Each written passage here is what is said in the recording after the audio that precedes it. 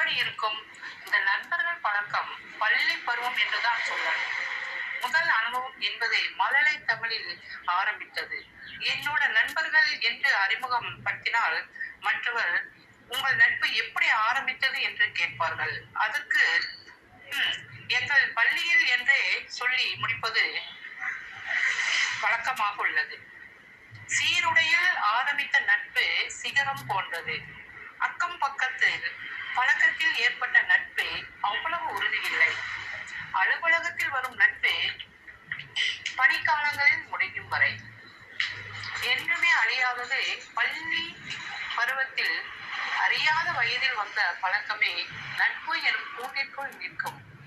அத்தகைய திறன் படைத்த நட்பை மனம் என்று சொல்வதே சிறப்பாகும். நட்பின் வகைகள்.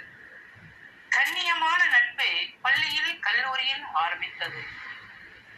பணியிடங்களில் ஏற்பட்ட நட்பு மற்றும் காதல் நட்பு, கல்யாணத்தில் முடிந்த நட்பு, காலங்கள் போக போக மறந்து போன நட்பும் உண்டு. ஆண் பெண் என்று பாகுபாடு இல்லாத வண்ணத்து பூச்சிகள் போல பறந்து திரிந்த நட்பு.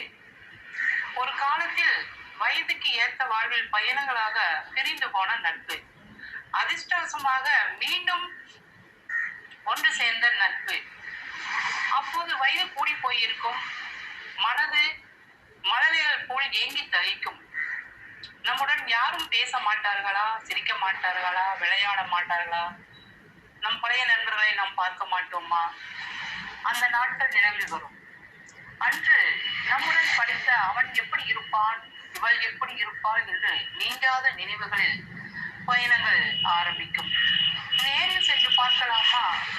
ஒருவரை பார்த்தால் போதும், மற்றவர்களை தொலைபேசியில் தொடராக சில பேரை சந்திக்கும் வாய்ப்பு கிடைக்கும் என்று ஏங்கி தவிக்கும் அனைவரது ஆசைகளும் இன்று நிறைவேறட்டும்.